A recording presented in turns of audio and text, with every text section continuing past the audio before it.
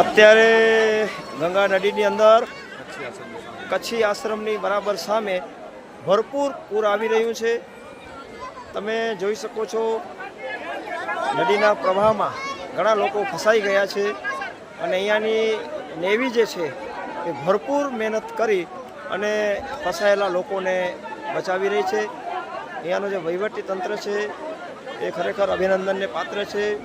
હું સેલ્યુટ કરું છું આ તંત્રને, કામગીરીને, ફસાયેલા લોકોને કેવી રીતે બહાર કાઢી રહ્યું છે.